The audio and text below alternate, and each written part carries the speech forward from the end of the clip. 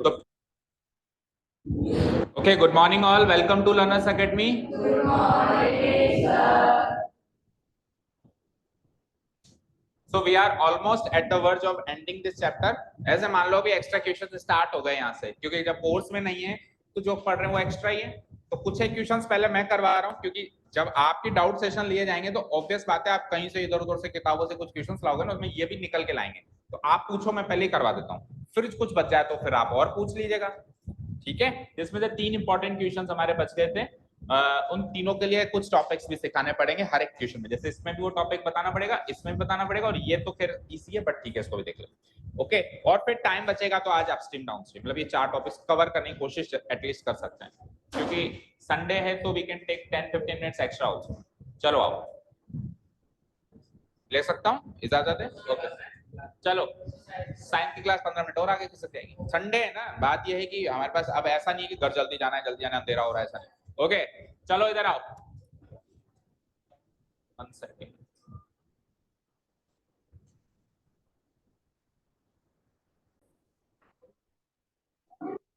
Okay silence please. Question number third question of this part, आपने first and second part कर लिया, hopefully उसके आपने इक्वेशंस को सॉल्व करके उसके आंसर्स निकाल लिए होंगे। इक्वेशंस हमने बना दी थी, और अगर कोई डाउट हो तो एट लास्ट आप जाते जाते पूछ जाना, क्योंकि अगर उसमें कोई अगर आंसर नहीं मैच हुआ होगा तो ऑब्वियसली कुछ प्लस माइनस या कैलकुलेशन वाइज ही आपने मिस्टेक्स करी होंगी, क्योंकि इक्वेशन सरल सी बनी थी, हमने करीब करीब क्रैक भी यही कर दी थी ओरली। चलो अभी अपन बिना टाइम वेस्ट करे क्वेश्चन नंबर 3 की तरफ बढ़ते हैं। देखो, हम जो एग्जाम देते हैं उस एग्जाम में जो मार्किंग होती है, जो मार्किंग सिस्टम फॉलो होता है, उसमें एक special type of marking scheme होती है, मार्किंग सिस्टम होता है, जिसको बोलते हैं नेगेटिव मार्किंग। सुना है आपने? Negative marking scheme. वो एकेडमिक सेशंस में अभी 11th-12th तक नहीं चलता है, लेकिन उसके बाद जितने भी एंट्रेंस एग्जाम्स हैं, जितने भी हैं, चाहे से आप इंजीनियर बनना चाहो, आईआईटी जी फाइट करो, चाहे से आप नीट की तैयारी करो, डॉक्टर बनना चाहो, चाहे से आप सीए की तैयारी करो, सीपीटी ज्वाइन करो, या किसी भी गवर्नमेंट एग्जाम को, इवन एक छोटे से पटवारी एग्जाम को भी फाइट करोगे, तो सब में नेगेटिव मार्किंग सिस्टम अप्लाई होता है। क्या अप्लाई होता है? Negative marking scheme. उसका मतलब समझो पहले वो क्या है, उस पर ये क्वेश्चन बेस्ड है, ठीक है। उसका मतलब समझो क्या है, नेगेटिव मार्किंग का मतलब क्या है। अब एक एग्जांपल लेता हूं। फॉर एग्जांपल मैंने 10 क्वेश्चंस दिए किसी एग्जाम में, मैंने कितने क्वेश्चंस दिए? 10 क्वेश्चन, 1 2 3 4 5 6 7 8 9 एंड 10। अब सपोज करो हर एक क्वेश्चन 1-1 मार्क का है, ईच क्वेश्चन कैरी 1 मार्क, तो टोटल मार्क्स कितने हो गए? 10। अब मुझे बताओ, अभी जो प्रेजेंट मार्किंग स्कीम है उसके तहत अगर आपने मान लो 8th 9th एंड 10th गलत कर दिया और 1 से 7 आपने करेक्ट किए, तो how many marks you will score? 7 marks out of 10। यही आप स्कोर करोगे, यहां से आपको 7 मिलेंगे और इन तीनों का आपको कुछ नहीं मिलेगा। नेगेटिव मार्किंग में इन तीनों की पेनल्टी मिलेगी। अगर आपने ये 3 गलत किए हैं तो यहाँ से -3 होके आपके टोटल मार्क्स हो जाएंगे 7 - 3 4। This is called negative marking system. जो आपने सही किया उसमें +1, जो आपने गलत किया उसमें -1। तो बचे कैसे? अगर नहीं आ रहा है तो छोड़ देंगे तो आप +1 ना आए, गलत करने की पेनल्टी मिलती है। That is called negative marking system. समझ आया?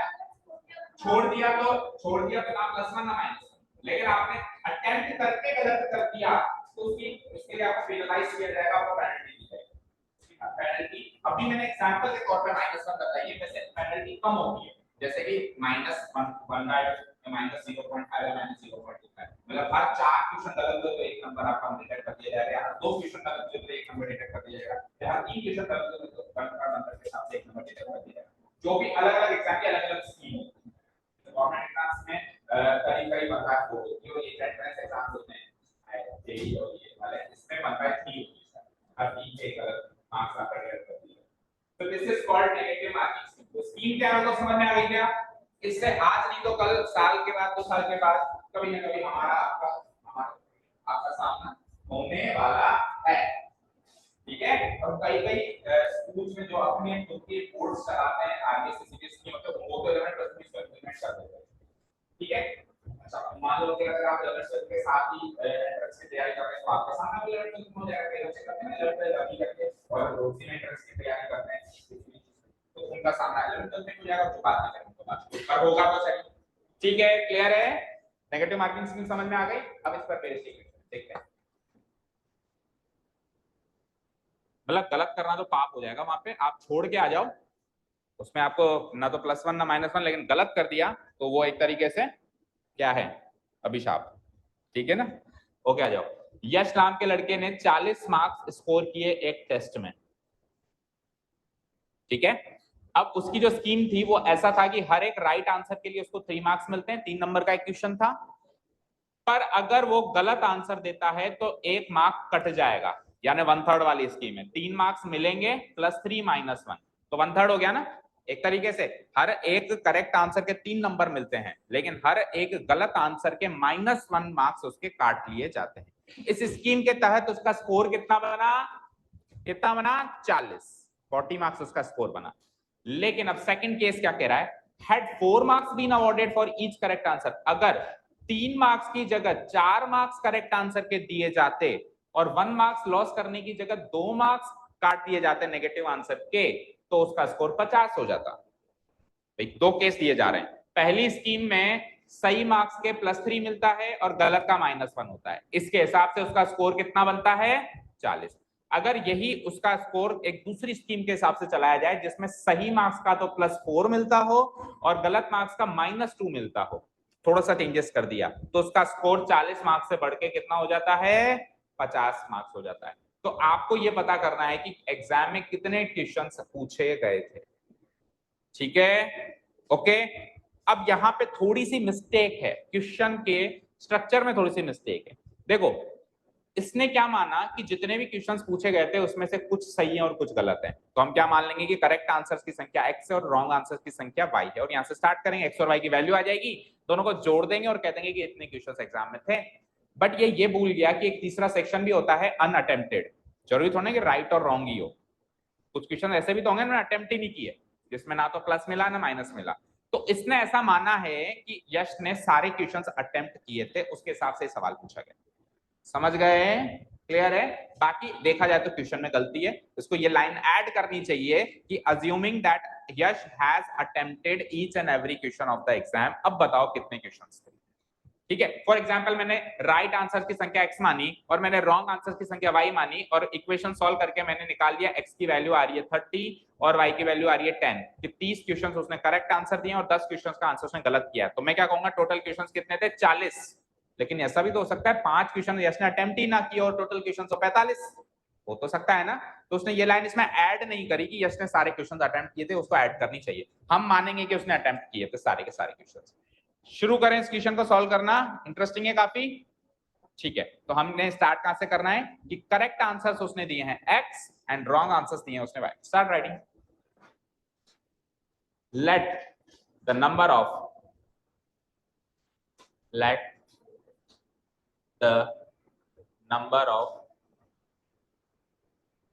correct answers, number of correct answers be x. Let the number of correct answers be x. Record तो हो रहा है ना? ओके, हो रहा है, ठीक है। एंड द नंबर, देखो कल मैंने डिस्क्लेमर दिया था कि आज की class is very very important, फिर भी देखो बच्चे गायब हैं। नाम बताना जरा उनका आसपास देख के। मोहित, ओके।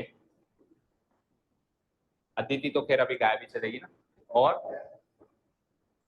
और एनी अदर?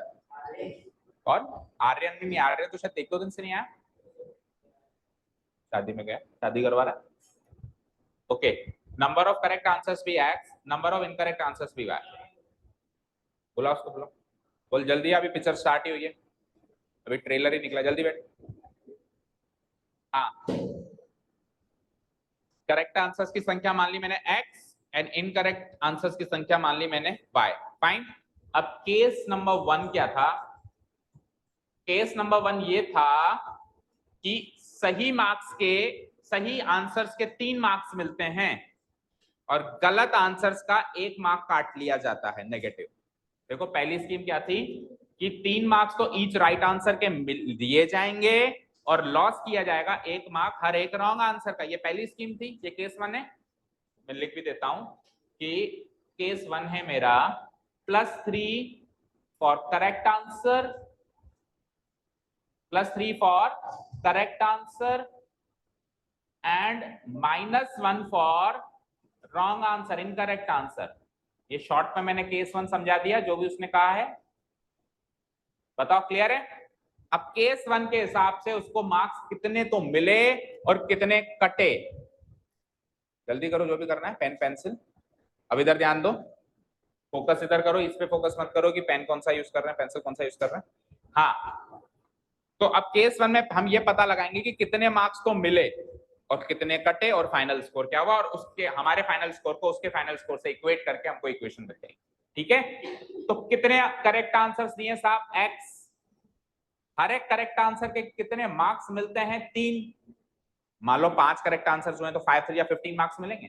मान लो 10 करेक्ट आंसर्स हुए तो 10 इंटू 3 30 मार्क्स मिलेंगे, क्योंकि हर एक करेक्ट के कितने मिलते हैं? 3। और हमने करेक्ट आंसर्स कितने दिए हैं, कितना अज्यूम किया है? एक्स। तो स्कोर क्या मिला मुझे, मार्क्स कितने मिले? 3x, 3 into x. ठीक है, तो मैं क्या लिखूंगा यहाँ पे, marks gained by the marks gained for correct answers. Correct answers, correct answers के मार्क्स कितने गेन हुए? तो 3x मार्क्स गेन होंगे। Tell me marks lost for incorrect answers. Incorrect answers के कारण जो मार्क्स लॉस हुए, gain and loss, loss and gain सुना होगा ना, प्रॉफिट एंड लॉस नहीं सुना क्या? तो सबसे बेसिक चीज है मैथ्स की। तो इनकरेक्ट आंसर्स के कितने मार्क्स कटे? तो मुझे बताओ, हर एक आंसर का एक नंबर कट जाता है। मान लो हर एक आंसर का एक नंबर कटता है, मान लो 5 क्वेश्चन गलत हो तो कितने कटेंगे? 5 कटेंगे। मान लो 10 गलत हुए तो कितने कटेंगे? हर एक का एक एक कटता है ना, 10 कटेंगे। 20 गलत हुए तो कितने कटेंगे? 50 गलत हुए तो कितने कटेंगे? 100 गलत हुए तो कितने कटेंगे? y गलत हुए तो कितने कटेंगे? y। सो मार्क्स लॉस्ट y। ठीक है भाई, 10 गलत के 10 मार्क्स कट रहे हैं, 20 गलत के 20 मार्क्स कट रहे हैं, तो y नंबर ऑफ आंसर्स मेरे गलत हैं, तो y मार्क्स मेरे कट जाएंगे। अब फाइनल स्कोर क्या होगा? जितने मिले माइनस जितने कटे, यही तो फाइनल स्कोर होगा मेरा। सो टोटल स्कोर या final score, final score of Yash, Yash का फाइनल स्कोर क्या होगा? सो 3x तो मिले उसको और कटे कितने? y।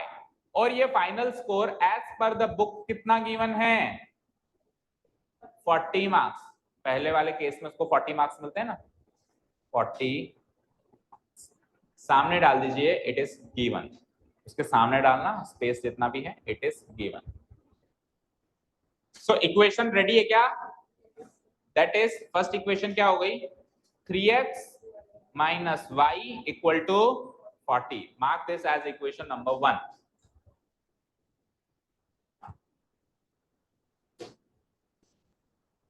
Mark this as equation number 1. Mark कर लिया? मार्क कर लिया? तो वेट किसका कर रहे हो? केस 2 बनाओ, यही सब तो करोगे, स्कीम ही तो चेंज होगी। केस 2 में क्या क्या चेंजेस हैं? केस 2 आप बनाएंगे तो केस 2 में क्या क्या चेंजेस हैं? +4 तो मिल रहा है करेक्ट का, और -2 हो रहा है इनकरेक्ट का, बाकी सब सेम है। और फाइनल स्कोर 40 की जगह क्या बन जाता है उसका? 50। चलो बनाओ केस 2। केस 2 बनाइए।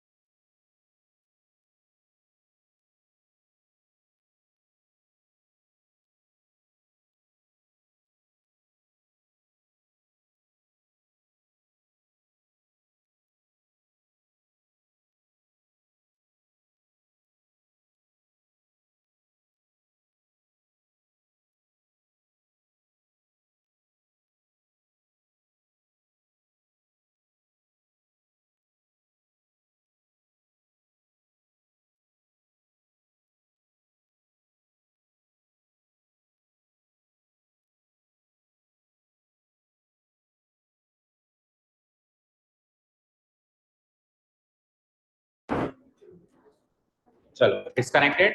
So every one of you has framed equation number 2. Let's see again. So क्या क्या चेंजेस करे होंगे आपने? Marks gain for correct answers कितने हो जाएंगे? 3x की जगह 4x, और जो लॉस करेगा वो -2y, मतलब 2y, क्योंकि हर एक क्वेश्चन के 2 मार्क्स कटते हैं, तो y नंबर ऑफ क्वेश्चंस के 2y मार्क्स कटेंगे, दुगने कटेंगे। अब फाइनल स्कोर क्या होगा मेरा? 4x तो मिला, माइनस कटा कितना? 2y, तो 4x minus 2y equal to 50 marks अपने को गिवन है। सो इक्वेशन क्या बनेगी? That is 4x minus 2y equal to 50, और तो और इसको छोटा भी किया जा सकता है 2 से डिवाइड करके। सो इसको सिंप्लीफाई करूंगा तो it's like 2x minus y equal to 50 का आधा 25। So this is my equation number 2। Can we solve it using elimination? Elimination से इजीली सॉल्व हो जाएगा, क्योंकि इधर भी -y है और इधर भी -y है, तो सेम साइन है, तो इक्वेशंस का डिफरेंस हो जाता है। ठीक है, तो दोनों इक्वेशंस को साथ में लिखो, नाउ वी हैव करके। दोनों इक्वेशंस बन गई हो तो बन गई दोनों इक्वेशंस। चलो दोनों इक्वेशंस को साथ में लिखते हैं। Now we have tell me what are the equations? एक बार फिर से रिपीट करो। 3x minus y equal to 40, equation number 1, and the second equation is 2x minus y equal to 25। एक बार फिर से मार्क कर दो, इक्वेशन 1, इक्वेशन 2, दोनों को साथ में लिखकर हम क्या करें? 1 में से 2 को माइनस कर दें। 3 4 क्यों आएंगी? 1 और 2 कब बनी? तो यही दोनों तो कॉपी करिए वहां पर, इन्हीं दोनों को, क्योंकि एक आपकी कहीं और बनी है, एक आपकी कहीं और बनी है, दोनों को साथ में कंपाइल करके मर्ज करके लिखा और अब सॉल्व करना शुरू। पहले अलग अलग लिखी हुई है, अब साथ में लिखा, अब सॉल्व किया। ठीक है, एनी डाउट्स? हाँ जी। सो अब इनको माइनस करना है, तो इक्वेशन 1 में से इक्वेशन 2 माइनस करेंगे। इक्वेशन 1 में से इक्वेशन 2 माइनस करेंगे, बोलो क्या स्टेप लिखेंगे? फर्स्ट फ्रॉम सेकंड, 1 में से 2 माइनस करेंगे। माइनस किसको करेंगे? 2 को, तो सब्ट्रैक्टिंग इक्वेशन 2 किस में से माइनस करेंगे? 1 में से, फ्रॉम इक्वेशन 1। ठीक है, माइनस करने के केस में जैसे मैंने कहा 10 में से 6 घटाओ, तो आप ऐसे नहीं कहोगे सब्ट्रैक्ट 10 फ्रॉम 6, आप क्या कहोगे? Subtract 6 from 10। जिसे घटाते हैं उसको पहले बोलते हैं, फ्रॉम लगाते हैं, जिसमें से घटाते हैं उसको बाद में बोलते हैं। ठीक है, clear? So now subtracting, prepositions की क्लास लगानी पड़ेगी आपकी। Subtracting equation 2 from preposition equation 1।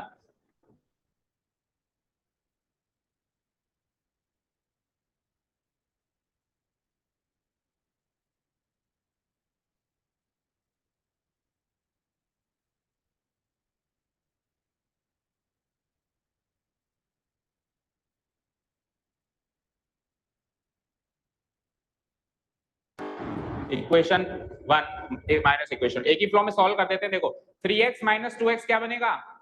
x minus y में से माइनस y खत्म, सेम चीज में से सेम चीज माइनस करते हैं तो कैंसिल आउट हो जाती है। जैसे 5 माइनस 5 0, 3 माइनस 3 0, 10 माइनस 10 0, तो माइनस y में से माइनस y माइनस करेंगे। देखो माइनस y में से माइनस y को माइनस करेंगे, बीच में माइनस साइन लगा दूंगा तो माइनस माइनस क्या हो जाएगा? प्लस, तो माइनस y प्लस y 0 हो जाएगा, 0y हो जाएगा, लिखने की जरूरत नहीं है। तो केवल x बचा LHS में, इक्वल टू RHS में। देखो 40 में से 25 गया तो 15, सो x क्लियर हो गया 15। इसको कहीं भी पुट अप करो, इक्वेशन फर्स्ट में ही कर दो। Now putting x equal to 15 in equation 1, we get x equal to 15 in equation 1 put up करेंगे। equation 1 was 3x minus y equal to 40, तो x को put up करो 15, तो क्या हो जाएगा? 3 into 15 minus y equal to 40, so what is 3 into 15? 45 minus y equal to 40। अब बेटा y की वैल्यू चाहिए, तो माइनस y को उधर पहुंचा दो प्लस y, और 40 को इधर पहुंचा दो माइनस 40, समझे? सो यहाँ से y की वैल्यू आ जाएगी 5।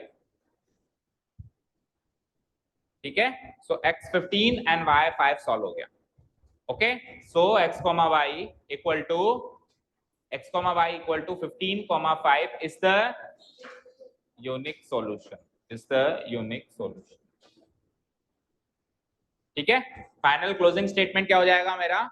कि कितने क्वेश्चंस करेक्ट किए, उसने 15 क्वेश्चंस करेक्ट किए हैं और गलत कितने किए हैं 5, तो टोटल क्वेश्चंस कितने हो गए, हम ऐसे मानते हैं उसने सारे अटेम्प्ट किए थे, कोई छोड़ा नहीं था, तो 15 और 5 यानी क्वेश्चन पेपर में 20 क्वेश्चंस आंसर हो जाएगा। समझे? हाँ, कहां से समझ नहीं आया बेटा? x इक्वल टू 15 को मैं यहाँ पे पुटअप करूंगा x की जगह, तो 3 इंटू 15 3 जा 45 होता है। अब मुझे y की वैल्यू चाहिए, तो माइनस वाई उधर जाएगा तो प्लस वाई बन गया, और 40 इधर आएगा तो माइनस 40 बन गया, तो 45 माइनस 45 होता है, y की वैल्यू 5 की। All right, any other doubts? No? Okay, चलो, सो क्लोजिंग स्टेटमेंट्स लिखते हैं हम इसके। Hence number of correct answers, कहां से स्टार्ट किया था, जहां से स्टार्ट किया था वहीं खत्म करना है। Number of correct answers and number of incorrect answers.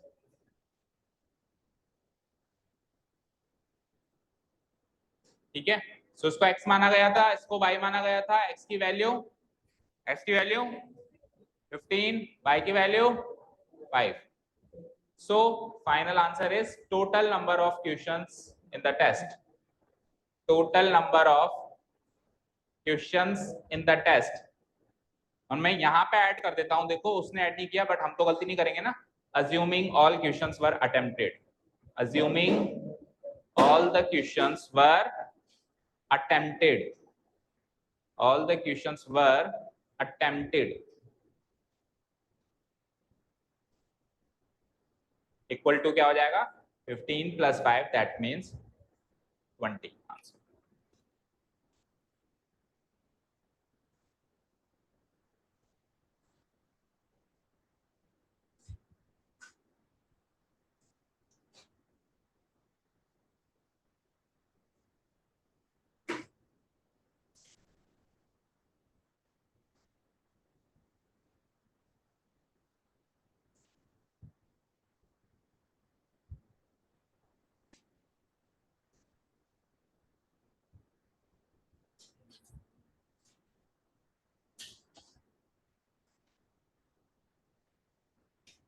सही कर रखा है बच्चे।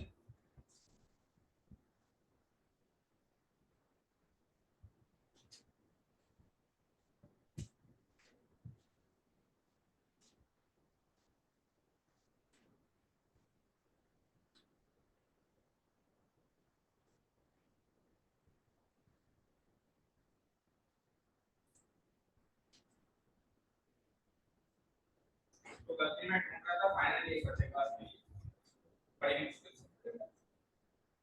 देखो, वैसे तो आपको एग्जाम में इसको नंबर लिखना है पूरा, तो जिन्होंने पूरा लिखा है उनको मुबारक है, और जिन्होंने ऐसे अधूरा लिखा है तो एटलीस्ट ये डॉट जरूर लगा दो। अब डॉट नहीं लगाते तो हो जाता है नो। तो डज इट मेक सेंस? तो कोशिश तो ये करो पूरा ही लिखो यार, और नहीं अगर अधूरा लिख रहे हो तो डॉट जरूर लगा देना, ताकि वो नंबर की तरह साउंड करे, ना कि नो ऑफ करेक्ट आंसर। ठीक है, चलिए, छोटी मोटी चीजें के एग्जाम में मार्क्स कटेंगे। ठीक है, अब क्या होगा कि हम सब कुछ करके आते हैं ना, उसके बाद हमारा फाइनल जब मार्कशीट आती है उसमें स्कोर कम होता है, तो हम सोचते हैं कि यार हमारी चेकिंग सही से नहीं हुई, फिर हम 500 रुपए लगा के रीचेकिंग करवाते हैं, तो भी उतने ही मार्क्स आते हैं, उल्टा कट हो जाते हैं कई बार तो। ठीक है, तो वो कहाँ कटते हैं वो मार्क्स? वो ऐसी जगह पे कटते हैं मार्क्स, वो ऐसी जगह पे कटते हैं। ठीक है, चले अब नेक्स्ट क्वेश्चन पे। अच्छा, इसको क्रॉस वेरीफाई कर लेते हैं। 15 क्वेश्चंस करेक्ट हैं टोटल और 5 क्वेश्चंस इनकरेक्ट हैं। सो लेट्स सी, पहली स्कीम के हिसाब से 40 मार्क्स मिलते हैं कि नहीं मिलते हैं? देखो इधर स्क्रीन पे, अगर हमारे 15 क्वेश्चंस करेक्ट हैं तो 3 मार्क्स के हिसाब से 15 3 45,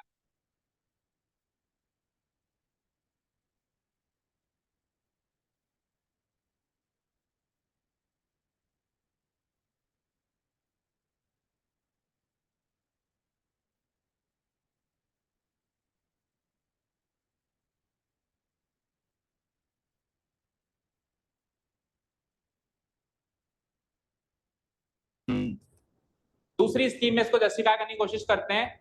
15 क्वेश्चंस करेक्ट हैं, 4 मार्क्स के हिसाब से 60 मार्क्स मिल गए, और कितने गलत हैं हमारे? 5 क्वेश्चंस गलत हैं। तो 2 मार्क्स के हिसाब से 2 into 5 करेंगे तो 10 मार्क्स कट गए, तो 60 में से 10 कट गए, तो final score justified and justified. Okay, चलो question number 4, very very important.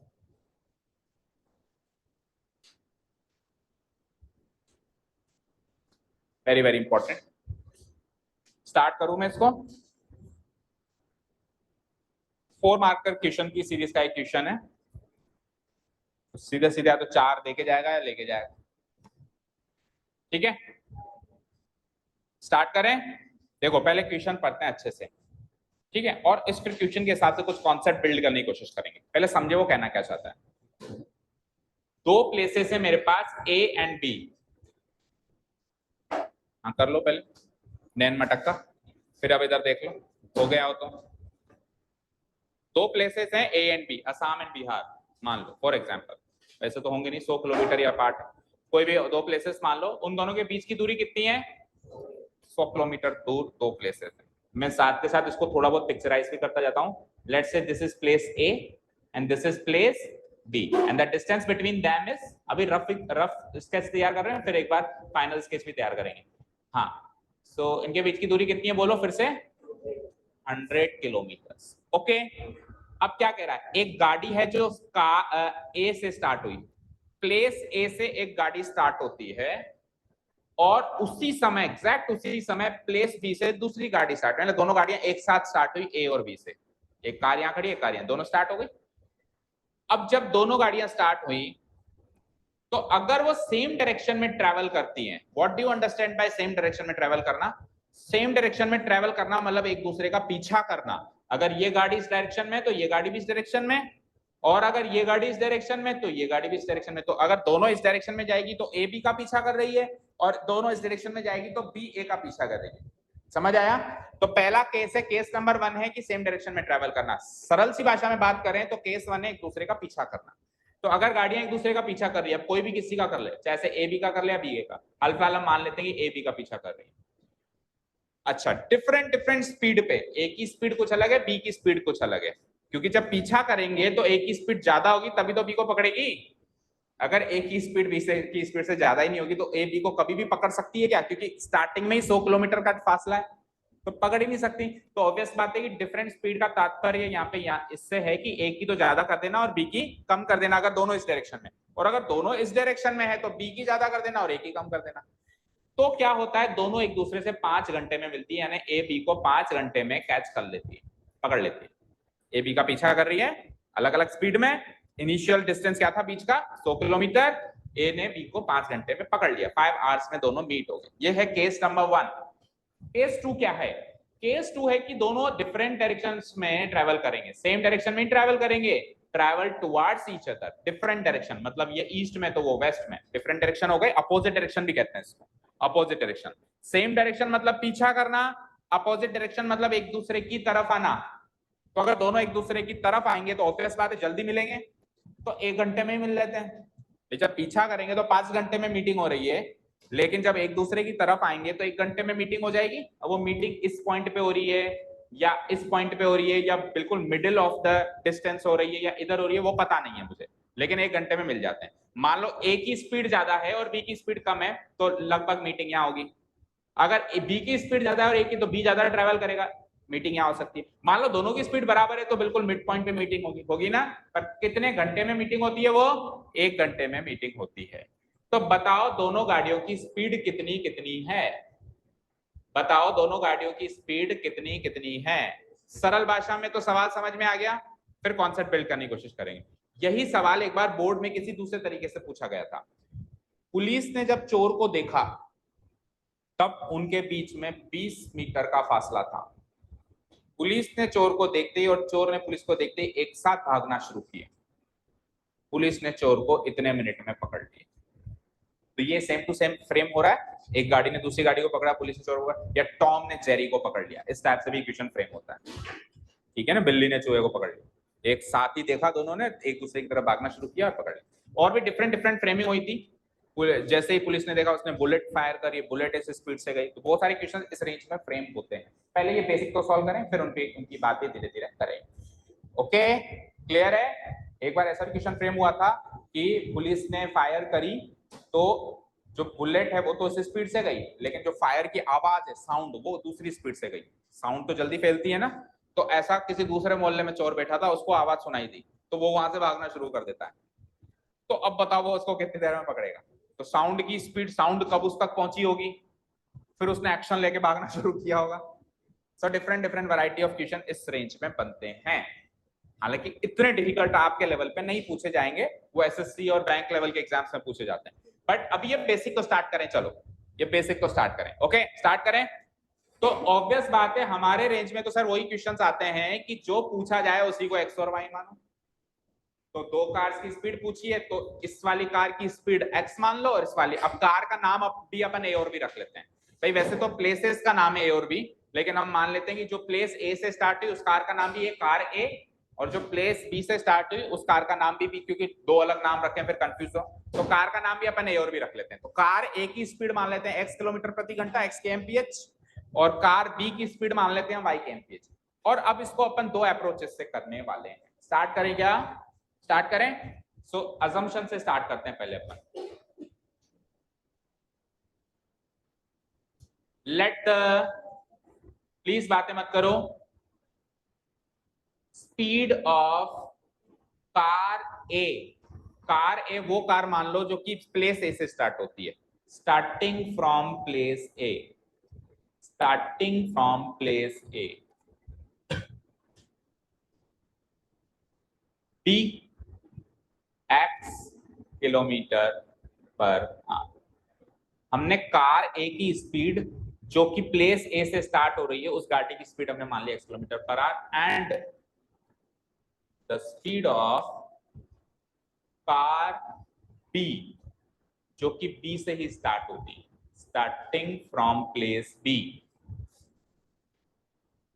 Starting from place B. B एक ये वाला बी है, दूसरा ये वाला B, B B y kilometre per hour. ये असम्पशन से हमने क्वेश्चन को, केस को स्टार्ट कर दिया, सॉल्यूशन को स्टार्ट कर दिया। ठीक है, अब केस वन उठाना पड़ेगा। अब केस वन क्या है? एक दूसरे की तरफ पीछा करना या सेम डायरेक्शन में चलना, एक ही बात है। पहले तो इस केस को डिकोड करो। वो तो कह रहा है सेम डायरेक्शन में ट्रेवल करना, लेकिन हम हमारी दृष्टि से देखें तो एक दूसरे का पीछा करना, क्योंकि उस तरीके से सोचेंगे ना कि ए बी का पीछा कर रही है, तब ही हम क्रैक कर पाएंगे। सेम डायरेक्शन में ट्रेवल करने को हमने क्रैक करके क्या लिख दिया कि एक दूसरे का पीछा करना। अब जब अपोजिट डायरेक्शन में एक दूसरे की तरफ ट्रेवल कर रही हैं दोनों गाड़ियां, तब तो कोई फर्क नहीं पड़ता ए की स्पीड ज्यादा है या बी की स्पीड ज्यादा है, दोनों उसके रास्ते के बीच में कहीं मिलेंगे। लेकिन जब एक दूसरे का पीछा कर रहे हैं तो क्लियरली बताना पड़ेगा कि ए की स्पीड ज्यादा है या बी की, क्योंकि मान लो ए बी का पीछा कर रही है तो ए की स्पीड ज्यादा चाहिए। मान लो ए बी का पीछा कर रही है और बी की स्पीड ज्यादा है तो कभी पकड़ ही नहीं पाएगी, या दोनों की स्पीड अगर बराबर भी है तो भी कोई किसी को नहीं पकड़ सकता। ए की स्पीड ज्यादा ही होनी चाहिए अगर ए को बी को पकड़ना है। तो वो अजम्पशन अपने को यहीं से लेना पड़ेगा कि मान लेते हैं स्पीड ऑफ कार ए ज्यादा है और स्पीड ऑफ कार बी कम है, और अब ए बी का पीछा कर रही है। Okay, now we will assume, now we assume that x is greater than y, x is greater than y assume कर लिया मैंने। x क्या था? कार ए की स्पीड, और b y क्या था?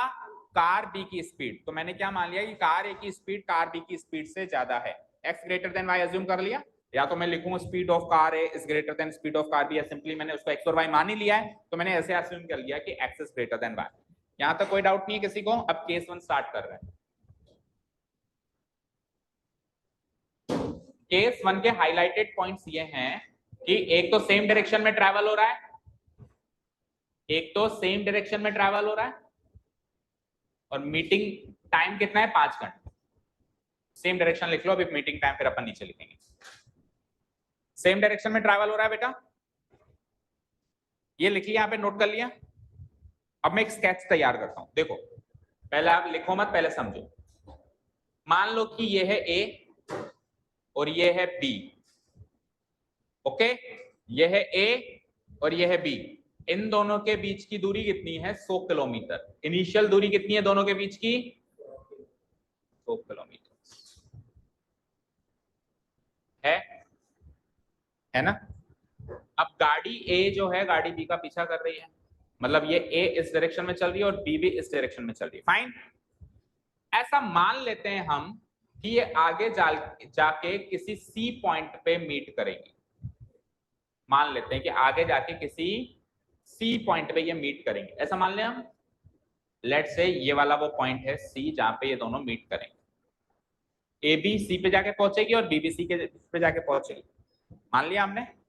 अब मुझे बताओ कि अगर ए बी का पीछा कर रही है और ए और बी दोनों सी पे जाके मिल रहे हैं, तो पीछा करने के बाद जब दोनों सी पे जाके मिल चुके हैं, जब दोनों सी पे जाके मिल चुके हैं, तो एक बार के लिए मान लेता हूं, चलो एक बार के लिए मान लेता हूं कि ये जो दूरी है बी से सी के, मतलब एक बार के लिए अजम्पशन कर रहे हैं हम, लिखेंगे नहीं उसको। मान लो ये के किलोमीटर की दूरी है। कितने किलोमीटर की दूरी है? के किलोमीटर। तो मुझे बताओ ए ने बी को पकड़ने के लिए सी पे जब वो उसको पकड़ेगा तो ए टोटल कितनी दूरी तय करेगा? 100 तो उसको करनी ही पड़ेगी और के उसको एक्स्ट्रा करनी पड़ेगी। 100 तो उसको इसलिए करनी पड़ेगी क्योंकि इनिशियल डिस्टेंस ही 100 था। मान लो ए ने बी को पकड़ा और फाइनली पकड़ लिया, तो ए बी को कहेगा यार भगा भगा के थका दिया तूने। तो बी ए को कहेगा भाई मैं भी तो भागा हूं। तो ए बी को क्या कहेगा, तू जितना भागा है उतना तो मैं भागा हूं, लेकिन मैं 100 किलोमीटर ज्यादा भागा हूं क्योंकि मैं शुरुआती 100 किलोमीटर कम से करा था। यस और नो? तो ए और बी, ए ने कितने किलोमीटर की दूरी तय करी टोटल? 100 प्लस के। यस और नो? 100 प्लस के की दूरी तय करी, बताओ। लेकिन बी ने तो ओनली के किलोमीटर की दूरी तय करी, केवल इतनी, उसने वो 100 किलोमीटर तो तय नहीं करी। तो ए ने और बी ने जो दूरी तय करी उसका डिफरेंस हमेशा 100 किलोमीटर होगा या नहीं होगा? मतलब ए बी से 100 किलोमीटर ज्यादा दौड़ेगा नहीं दौड़ेगा? दौड़ेगा। और ये 5 घंटे में मिलते हैं, हम क्या करेंगे सुनना चाहते हैं। हमारे पास ए की स्पीड है x और कितने घंटे में ये यहाँ पे पहुंचा है? 5 घंटे में। तो ए ने कितना ट्रैवल किया? 5 घंटे। किस स्पीड से तय किया? x की स्पीड से। तो डिस्टेंस कितना तय हुआ होगा? डिस्टेंस के फॉर्मूला होगा स्पीड इनटू टाइम। तो स्पीड है x, टाइम है 5 घंटे, तो 5x किलोमीटर उसने तय किया। यस और नो? अब y ने कितना डिस्टेंस, मतलब b ने कितना डिस्टेंस ट्रैवल किया? तो b किस स्पीड से चलता है? y की स्पीड से। b किस स्पीड से चलता है? y की। कितने घंटे चलता है? ये 5 घंटे चलता है। ये दोनों 5 घंटे में तो मिले हैं, तो b भी 5 घंटे चला।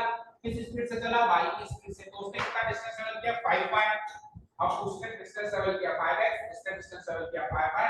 दोनों ने जो डिस्टेंस ट्रैवल किया उसका गैप 2 किलोमीटर है। 5x 5y 100। समझ आया क्या? फिर से एक बार, ए और बी दोनों 5-5 घंटे चल के सी पे पहुंचते हैं। तो ए का टाइम ट्रैवल्ड है 5 घंटे और बी का भी टाइम ट्रैवल्ड है 5 घंटे। ए और बी की स्पीड लिखनी अलग-अलग है। ए की स्पीड क्या है? x kmph, बी की स्पीड क्या है? 5 है। तो दोनों ने कितनी डिस्टेंस ट्रैवल की ये ट्रैक करते हैं। तो डिस्टेंस का फार्मूला होता है स्पीड मल्टीप्लाइड बाय टाइम। तो इसने x kmph की स्पीड से 5 घंटे ट्रैवल किया है, तो इसने 5x किलोमीटर की डिस्टेंस ट्रैवल की है। इसने y kmph की स्पीड से वही 5 घंटे ट्रैवल किया, तो उसने y किलोमीटर की डिस्टेंस ट्रैवल की है।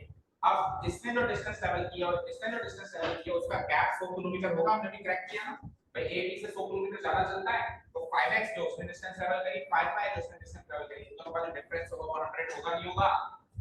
तो 5x 5y 100 हो जाएगा। वहां से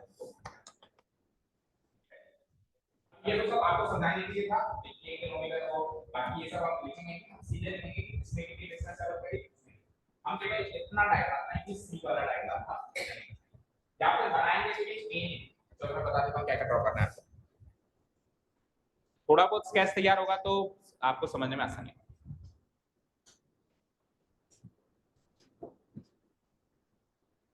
ठीक है, इतना बना दो बस, बनाओ। सेम डायरेक्शन में आपको ऐसे शो करना, देखो ये सेम डायरेक्शन, ए बी को पकड़ रहा है, फिर डिफरेंट डायरेक्शन में अपन ऐसे शो करेंगे। और इनिशियल दूरी इनकी 100 किलोमीटर है, हमको पता है।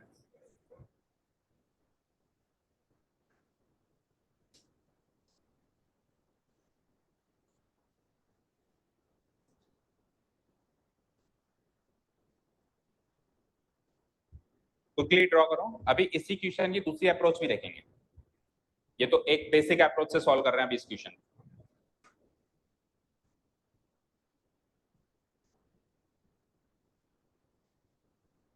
सो स्टेप हो जाएगी हमारी, एक ही स्पीड है x और टाइम ट्रेवल्ड है, अच्छा सेम डायरेक्शन में, टाइम ट्रेवल्ड कितना है 5 घंटे है ना। तो मैं क्या लिखता हूं, time travelled by both cars, time travelled by both cars A and B, A and B 5 hours, या ऐसे भी लिख सकते हैं टाइम ऑफ मीटिंग, मीटिंग का टाइम क्या है 5 घंटे, या फिर दोनों ने कितना कितना ट्रेवल किया 5-5 घंटे, ऐसे भी लिख सकते हैं। तो time travelled by both cars A and B 5 hours each लिख देना, क्योंकि दोनों ने 5-5 घंटे ट्रेवल किया, ऐसा नहीं है कि ढाई तू कर ले ढाई में, ऐसा नहीं, दोनों ने 5-5 घंटे ट्रेवल किया। ओके, और स्पीड दोनों के ऊपर लिख ली हमने, सो अब दोनों की डिस्टेंस ट्रेवल निकालेंगे। So distance travelled by car A निकालो, so distance travelled by car A, ठीक है। Distance travel by car A कितना हो जाएगा 5, स्पीड देखो डिस्टेंस का फॉर्मूला एक बार के लिए लिख देता हूं मैं, स्पीड टाइम इनटू स्पीड या स्पीड इनटू टाइम, बार बार लिखने की जरूरत नहीं पर एक बार मेंशन कर दो, स्पीड इनटू टाइम। तो स्पीड कितनी है कार ए की x, और टाइम कितना ट्रेवल किया इसने 5, सो टोटल 5x किलोमीटर्स, इतनी डिस्टेंस ट्रेवल हो गई कार ए की। अब कार बी की, and distance travelled by car B, and distance travelled by car B, तो वो स्पीड इनटू टाइम, तो कार बी की स्पीड कितनी है y, और टाइम इसने भी 5 घंटे ही तय किया है, तो इसकी जो डिस्टेंस हो जाएगी 5y किलोमीटर्स, ब्रैकेट लगा दो काम करो।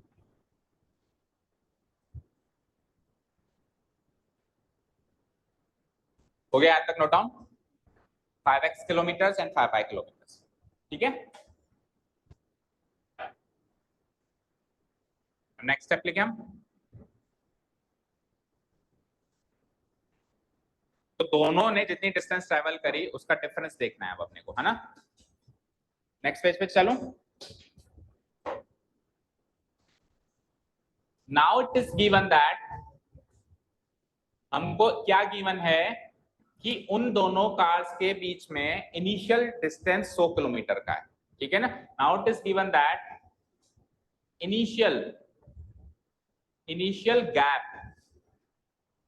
initial gap between places A and B, between the places A and B, initial gap कितना था बताओ 100 किलोमीटर्स, राइट, इनिशियल गैप था। so difference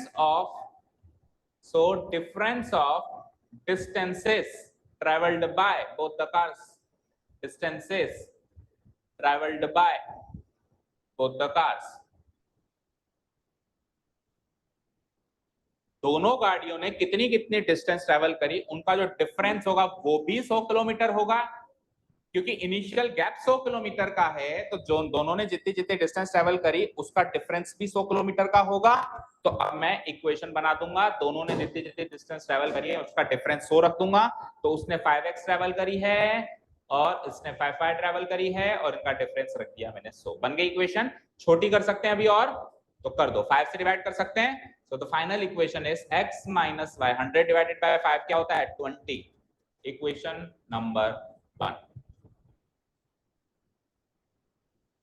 जो बहुत क्रिटिकल क्वेश्चंस होते हैं उनमें इक्वेशन बड़ी छोटी बनती है, देखो कितनी सी इजी सी इक्वेशन बनी, और दूसरी भी काफी छोटी बनी, मतलब इक्वेशन क्रैक करने का काम बहुत जल्दी हो जाता है उसमें, इक्वेशन बनाने का काम बड़ा मुश्किल होता है, बनाकर सॉल्व करने का काम आसान है, ठीक है। हर क्वेश्चन में कुछ ना कुछ कॉम्प्लेक्सिटी तो होगी, या तो बनाना मुश्किल होगा और सॉल्व करना आसान होगा, या फिर बनाना आसान होगा सॉल्व करना मुश्किल होगा। तो इसमें बनाना में तो पसीना आ गया, लेकिन एक बार बन गई ना x - y = 20, तो अब दूसरी भी इतनी छोटी बनेगी फटाफट से क्रैक हो जाएगी।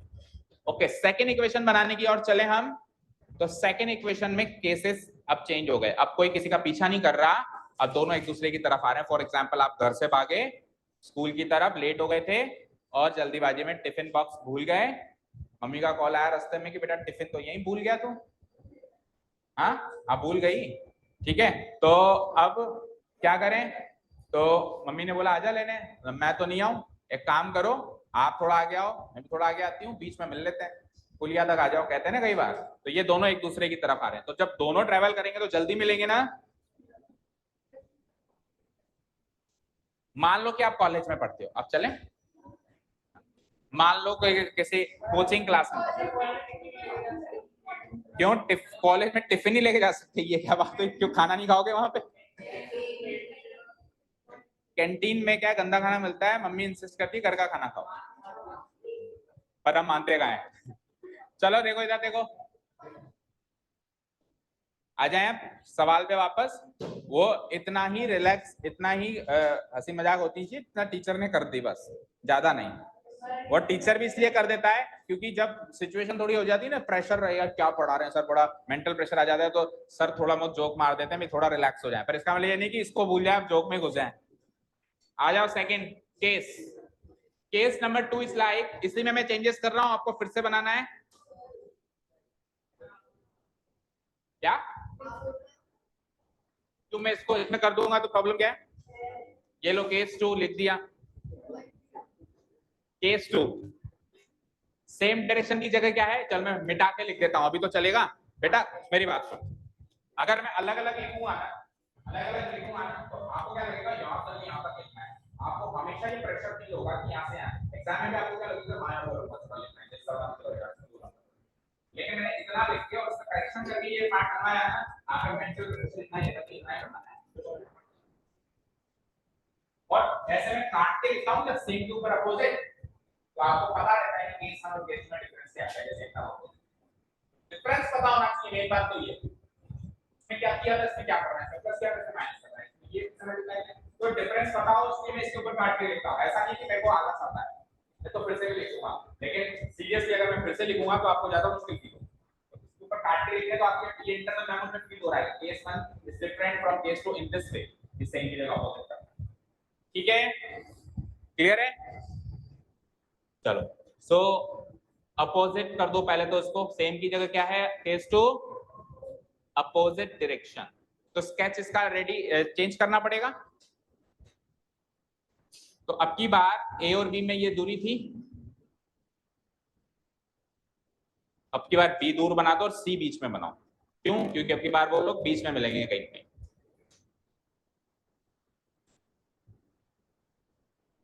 मान लो ये है ए और बी, जिनके बीच की दूरी है 100 किलोमीटर,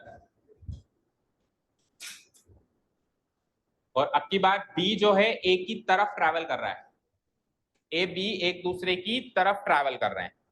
तो इनका जो मीटिंग पॉइंट होगा, देखो जब ए बी को पीछा कर रहा था तो मीटिंग पॉइंट बी के बाहर था, जब बी ए का पीछा करता है तो ए के बाहर मीटिंग पॉइंट होता है। लेकिन अब जब दोनों एक दूसरे की तरफ ट्रैवल कर रहे हैं तो मीटिंग पॉइंट कहां होगा? इनके बीच में होगा कहीं, इस जर्नी के बीच में होगा कहीं, होगा फिर बाहर होगा, के बीच में होगा। अब इनके बीच में भी कहां होगा वो बताओ, एग्जैक्टली मिड में, या ज्यादा ए की तरफ या ज्यादा बी की तरफ? ज्यादा बी की तरफ, क्योंकि ए की स्पीड ज्यादा मानी है, तो असम्पशन मैंने शुरू में ले लिया था कि ए की स्पीड ज्यादा है इसलिए ज्यादा बी की तरफ। अगर शुरू में असम्पशन ये मानते हैं y ग्रेटर देन x, तो मीटिंग ना होती फिर क्या होती। अब कितना बी की तरफ होनी, ऐसे तो आपको सब नाप के बताओ कि इतना बी की तरफ, बस बी की तरफ बना दो आपको मीटिंग पॉइंट, आधे से ज्यादा बना दो, कहने का मतलब समझ ले। सो लेट्स से मैं आधे से ज्यादा मीटिंग पॉइंट यहां बना देता हूं, this is the meeting point C, जहां पे ये दोनों आके मिलेंगे। यहाँ पे ऊपर चलो मेंशन भी कर देना, पिछली बार आप सी जहां पे लिखा है ना वहां लिखा नहीं शायद मैंने, वहां लिख देना मीटिंग पॉइंट, पिछली बार वाले में भी लिख देना, इसमें भी लिख देना, पिछली बार वाले, सी इज द मीटिंग पॉइंट। तो सी पे आके दोनों मिलेंगे और 1 घंटे में साफ मिल रहा है। तो अब कॉन्सेप्ट क्रिएट करें, कॉन्सेप्ट बिल्ड करें, अब डिफरेंट कॉन्सेप्ट क्रिएट होगा। मुझे एक चीज बताओ, एक की स्पीड कितनी है, कोई सवाल है? ए सी पे आके बी से मिल रहा है, जो पूछ रहा हूं सवाल का जवाब देना सोच के। ए की स्पीड कितनी है, एस, ए बी से कहां से मिल रहा है, सी से, स्टॉप हो जाएगा सी पे मिलने के बाद। तो ए ने जो डिस्टेंस ट्रैवल करी, ए से लेके सी तक की ट्रैवल करी, किस स्पीड से ट्रैवल करी, एक्स, कितने टाइम में ट्रैवल करी, अब की बार 1 घंटे में मीटिंग हो रही है, तो टाइम ट्रैवल 1 घंटा, speed x, speed into time distance होता है, एक्स इनटू 1, यानी कि ये डिस्टेंस एक्स है, डिस्टेंस एक्स है ना, इधर से आओ, किसने कितनी डिस्टेंस ट्रैवल करी, y, तो उसने भी 1 घंटा ही लिया मीटिंग के लिए, तो y into 1 यानी ये डिस्टेंस y है, इसने y किलोमीटर की डिस्टेंस ट्रैवल करी है, इसने x की डिस्टेंस ट्रैवल करी है, इसने x की करी है, इसने y की करी है, गैप कितना है 100, तो x और प्लस y का सम टोटल 100 हो जाएगा। इसने x ट्रैवल सपोज करो 100 किलोमीटर की डिस्टेंस है, अब मान लो उसने 70 की ट्रैवल करी तो वो 30 की करेगा, तभी तो 20 में मिलेंगे, तो उसने जो डिस्टेंस ट्रैवल करी और इसने जो डिस्टेंस ट्रैवल करी उसका सम 100 होगा। पिछले केस में दोनों की डिस्टेंस ट्रैवल्ड का डिफरेंस 100 था, इस बार दोनों की डिस्टेंस ट्रैवल्ड का सम 100 होगा। सेम डायरेक्शन में डिफरेंस को 100 करना है इनिशियल गैप, और अपोजिट डायरेक्शन में दोनों ने जो अलग-अलग डिस्टेंस ट्रैवल करी उसका सम 100 करना है। आया समझ में अच्छे से? तो अब चेंजेस कर सकता हूं मैं इसमें, तो क्या करूंगा, time travelled by both the cars A and B, 5 hours की जगह क्या लिखूंगा मैं 1 आवर, 5 आवर्स की जगह क्या लिखूंगा मैं 1 hour. Okay, distance travel by car A x into 1 हो जाएगा क्योंकि एक ही घंटा ट्रैवल कर रहे हैं, and x into 1 is what x kilometres. Correction समझ में आ रहा है? नहीं तो अभी चाहे से आप स्टेप्स को शॉर्ट में लिख लो, घर जाके लिख लेना। और डिस्टेंस ट्रेवल बाय कार भी क्या हो जाएगा y into 1 and y into 1 is what it is again y। तो इसने डिस्टेंस ट्रेवल करी है x, इसने डिस्टेंस ट्रेवल करी है y। डन, यहां तक हो गया सारा नोट डाउन। चाहो तो आप स्पेस दे देना, मैं वीडियो भी डाल दूंगा, कर से कर लेना। ठीक है, नेक्स्ट पेज पे चलें। अब क्योंकि दोनों एक जगह मीट कर रहे हैं तो मैं क्या लिखूंगा, now it is given that, again it is given that, कर दो उसको, again it is given that initial gap तो 100 है, ये स्टेप तो एज इट इज आएगा, इनिशियल गैप तो 100 है, ये स्टेप तो एज इट इज आएगा, लेकिन डिफरेंस की जगह क्या आएगा, अब की बार सम जो होगा वो 100 होगा। दैट मींस इसका x था, इसका y था, और x और y का सम कितना हो जाएगा 100। 5 काट दिया मैंने गलती से, x plus y equal to 100 हो जाएगा। सो इक्वेशन नंबर 2 क्या बन जाएगी मेरी, यही बन जाएगी जो दिख रही है, x plus y equal to 100। This is my equation number 2, this will be my equation number 2। Clear है? This will be my equation number 2। Okay, अब दोनों इक्वेशन को साथ में रखो और x और y सॉल्व करो क्विकली। नाउ वी हैव, वही तो कॉपी पेस्ट करना है, डिफरेंस को सम करना है, दोनों को जोड़ना है, x और y इक्वल टू 100, ये वाला स्टेप सेम रहेगा। नाउ वी हैव, बोलो, tell me what was the equation first, x minus y equal to 20, and the second equation is x plus y equal to what, 100. This is my equation 1 and this has to be my equation number 2. So देखो, minus y plus y can be eliminated, अगर मैं add कर दूं तो adding equation 1 and 2, adding equations 1 and equation 2, we get equation 1 plus equation 2, equation 1 plus equation 2 implies, so add कर दो on the go, x plus x, how many x, 2x, minus y plus y cancelled out, equal to 20 plus 100, so the value of x is 120 by 2, that means 60। 60 को put up करो आप equation किसमें, first में put up कर दें या second में कर देते हैं, चलो की बात। Now putting x equal to 60 in equation 2, in equation 2 we get what, equation 2 implies, equation 2 क्या थी, x plus y equal to 100 थी, तो x की वैल्यू क्या पुट अप करनी है, 60 plus y equal to 100, so the value of y is 100 minus 60। देखो x बड़ा आया, y छोटा आया ना, x 60 है, y 40 आया। Okay, so x comma y, solution लिखो, unique solution, x comma y equal to 60 comma 40 is the unique solution, is the unique solution. Final जहां से खत्म किया था वहीं पे, जहां से शुरू किया था वहीं खत्म करो। हैंस दोनों गाड़ी की स्पीड चाहिए थी, speed of car A and speed of car B. अभी केवल एक ही अप्रोच से ये कवर हुआ है, एक अप्रोच और हम इसमें यूज करेंगे, फिर आप एग्जाम में दोनों में से कोई भी अप्रोच यूज कर सकते हो, लेकिन वो हम कल करेंगे, आज तो टाइम हो गया। एक्स वाई, इसको जस्टिफाई बस कर दो, तो आंसर क्या आ गया? 60 किलोमीटर पर आवर गाड़ी ए की स्पीड है एंड 40 किलोमीटर पर आवर गाड़ी बी की स्पीड है। अब जस्टिफाई करके देखें हम, बोलो जस्टिफाई करके देखें। गाड़ी ए की स्पीड कितनी है? 60। गाड़ी ए की स्पीड कितनी है? 60। गाड़ी बी की स्पीड कितनी है? 40। कितने कितने घंटे चलती है दोनों में? पहले केस में 5-5 घंटे, तो ये 5 घंटे में कितना कवर करेगी? 300। ये 5 घंटे में कितना कवर करेगी? 200। तो 100 किलोमीटर तो इनिशियल गैप था ना, तो इसको 300 चलना पड़ेगा वो 100 किलोमीटर का गैप कवर करने के लिए। समझ आया?